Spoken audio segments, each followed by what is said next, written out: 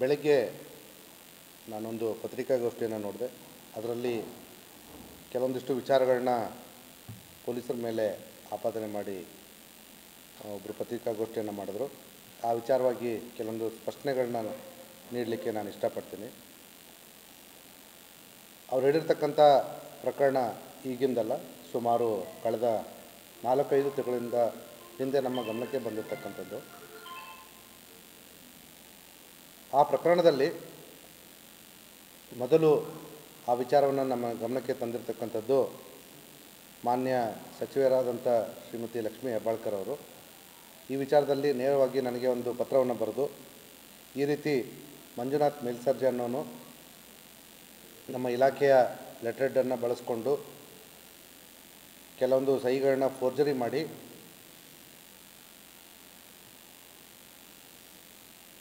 ಕೆಲವೊಬ್ಬರಿಗೆ ಮೋಸವನ್ನು ಮಾಡಿದ್ದಾನೆ ಮತ್ತು ದುಡ್ಡನ್ನು ಕೂಡ ತೊಗೊಂಡಿದ್ದಾನೆ ಅಂತ ವಿಚಾರನ ಅದರಲ್ಲಿ ಸ್ಪಷ್ಟವಾಗಿ ತಿಳಿಸಿರ್ತಾರೆ. ಆ ವಿಚಾರವಾಗಿ ನಾವೊಂದು ಅರ್ಜಿಯನ್ನು ದಾಖಲಿಸ್ಕೊಳ್ತೀವಿ. ಯಾಕಂದರೆ ಇಲ್ಲಿ ಮೇಲ್ನೋಟಕ್ಕೆ ಒಬ್ಬರು ಸಚಿವೆಯಾಗಿ ಅಥವಾ ಶಾಸಕರಾಗಿ ಅವರು ಕಂಪ್ಲೇನೆಂಟ್ ಆಗೋದು ಕಷ್ಟ ಆಗುತ್ತೆ, ಮತ್ತು ಅವರು ಡೈರೆಕ್ಟ್ಲಿ ಅಫೆಕ್ಟೆಡ್ ಪಾರ್ಟಿ ಇಲ್ಲದೆ ಇರೋದ್ರಿಂದ ಒಂದು ಅರ್ಜಿಯನ್ನು ವಿಚಾರಣೆ ಮಾಡ್ತೀವಿ. ಈ ಆರೋಪಿ ಕಿತ್ತೂರು ಪೊಲೀಸ್ ಠಾಣಾ ವ್ಯಾಪ್ತಿಯಲ್ಲಿದ್ದರಿಂದ ನಾವು ಈ ಅರ್ಜಿ ವಿಚಾರಣೆಗೆ ಕಿತ್ತೂರು ಇನ್ಸ್ಪೆಕ್ಟರ್ಗೆ ನೇಮಕ ಮಾಡಿರ್ತೀವಿ. ಆ ಒಂದು ಸಂದರ್ಭದಲ್ಲಿ ಇವರು ನೊಂದಿತರನ್ನ ಸಂಪರ್ಕಿಸಿ ಅವರಿಗೆ ಕಂಪ್ಲೇಂಟ್ ಕೊಡಲಿಕ್ಕೆ ಹೇಳ್ತಾರೆ. ಆ ಸಂದರ್ಭದಲ್ಲಿ ಅವರು ಹೇಳ್ತಾರೆ, ಇಲ್ಲ ನಮಗೆ ದುಡ್ಡು ಕೊಡಿಸಿ ಅಂತ ಹೇಳಿಬಿಟ್ಟು.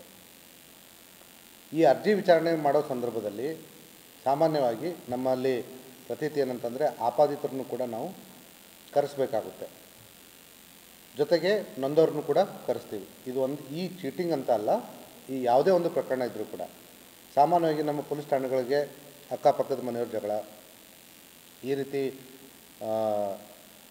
ಅರ್ಜಿಗಳು ಬಂದಾಗ ಎರಡೂ ವಾದಿ ಮತ್ತು ಪ್ರತಿವಾದಿಗಳನ್ನ ಕರೆಸಿ ವಿಚಾರಣೆ ಮಾಡಿ.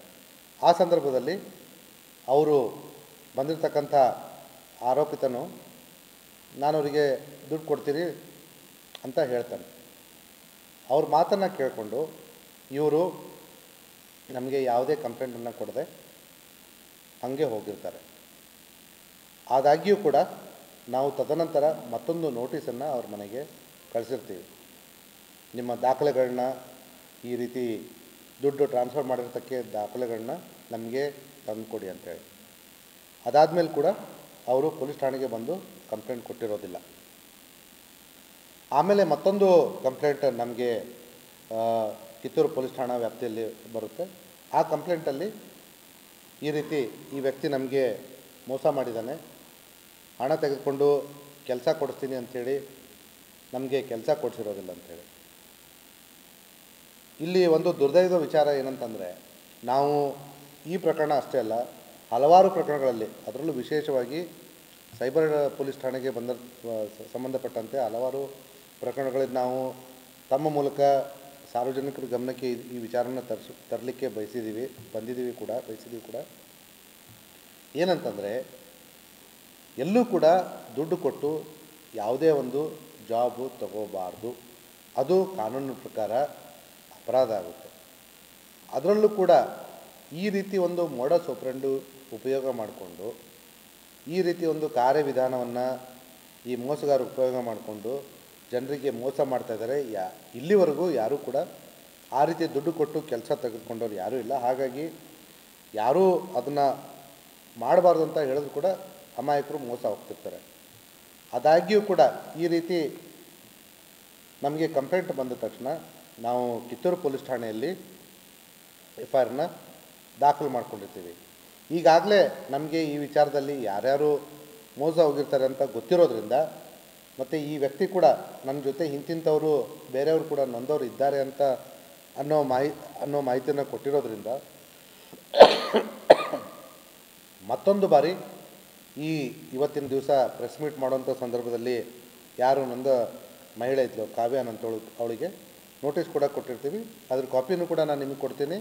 ಅದ್ರ ಜೊತೆಗೆ ನಾವು ಅವರು ಮನೆಗೆ ಒಂದು ಕಾಪಿಯನ್ನು ಕೊಡಲಿಕ್ಕೆ ಹೋದಾಗ ಅವ್ರು ರೆಫ್ಯೂಸ್ ಮಾಡಿದಾಗ ನಮ್ಮ BNSS ಕಾರ್ಯವಿಧಾನದ ಪ್ರಕಾರ ಅವರ ಮನೆಯ ಗೋಡೆಗೆ ಅಂಟಿಸ್ಕೊಂಡು ಬಂದಿರೋದನ್ನು ಕೂಡ ನಮಗೆ ಸಾಕ್ಷ್ಯ ಇದೆ, ಅದನ್ನು ಕೂಡ ತೋರಿಸ್ತೀವಿ. ಇನ್ಫ್ಯಾಕ್ಟ್ ಸಾಕ್ಷ್ಯ ಕೂಡ ಬೇಕಾಗಿಲ್ಲ, ಯಾಕಂದರೆ ಅದನ್ನು ನಾನು ಪಡೆದುಕೊಂಡಿರೋದಾಗಿ ಕಾವ್ಯ ಅವರು ತಮ್ಮ ಹೇಳಿಕೆಯಲ್ಲಿ ಕೂಡ ನಮ್ಮ ಪೊಲೀಸ್ ಠಾಣೆಯಲ್ಲಿ ಕೊಟ್ಟಿರ್ತಾರೆ.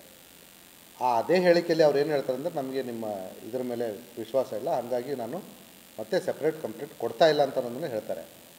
ಇಷ್ಟೆಲ್ಲ ಆದರೂ ಕೂಡ ನಾವು ನಮ್ಮ ಪೊಲೀಸ್ ಕಾರ್ಯವಿಧಾನ ತನಿಖೆಯಲ್ಲಿ ಏನು ಮಾಡಬೇಕು ಅದನ್ನು ಮಾಡಿ ಆರೋಪಿತನನ್ನು ಈಗ ಆಲ್ರೆಡಿ ಇದು ಕಳೆದ ಹಲವಾರು ದಿನಗಳಿಂದ ನಡೀತಾ ಇರೋದ್ರಿಂದ ಆರೋಪಿತನಿಗೆ ಗೊತ್ತಿತ್ತು ನನ್ನ ಮೇಲೆ FIR ಆಗೇ ಆಗುತ್ತೆ ಅಂತ ಹೇಳ್ಬಿಟ್ಟು. He was just waiting for a complaint to be registered. ಅದಕ್ಕಿಂತ ಮುಂಚೆನೇ ಅವನು ನಾಪತ್ತೆಯಾಗಿದ್ದ. ಆಮೇಲೆ ಸಾಮಾನ್ಯವಾಗಿ ಈ ಚೀಟಿಂಗ್ ಕೇಸ್ಗಳಲ್ಲಿ 7 ವರ್ಷಕ್ಕಿಂತ ಕಮ್ಮಿ ಪನಿಷ್ಮೆಂಟ್ ಇರೋದ್ರಿಂದ ಅವರಿಗೆ ನಾವು ಡೈರೆಕ್ಟಾಗಿ ಏನಂತಾರೆ ಅರೆಸ್ಟ್ ಮಾಡಲಿಕ್ಕೆ ಕೂಡ ನಮಗೆ ಅವಕಾಶ ಇರೋದಿಲ್ಲ. ಆದಾಗ್ಯೂ ಕೂಡ ಕೆಲವೊಂದು ಪ್ರಕರಣಗಳಲ್ಲಿ ನಾವು ಅರೆಸ್ಟ್ ಮಾಡ್ತೀವಿ, ಅದಕ್ಕೆ ವಿಶೇಷ ಕಾರಣಗಳನ್ನು ಅಳವಡಿಸ್ಕೊಂಡು ಮಾಡ್ತೀವಿ. ಈ ಪ್ರಕರಣದಲ್ಲೂ ಕೂಡ ನಾವು ಈ ಆರೋಪಿತನನ್ನು ಅರೆಸ್ಟ್ ಮಾಡಬೇಕು ಅಂತ ಹುಡುಕ್ತಿರ್ಬೇಕಾದ್ರೆ ಅವನು ಮಾನ್ಯ ನ್ಯಾಯಾಲಯಕ್ಕೆ ಹೋಗಿ ಏನಂತಾರೆ ಬೇಲನ್ನು ತೆಗೆದುಕೊಂಡು ಹಾಜರಾಗಿರ್ತಾನೆ. ಹಾಜರಾಗಿ ನಮ್ಮ ತನಿಖೆಗೆ ಸಹಕಾರವನ್ನು ನೀಡಿರ್ತಾನೆ.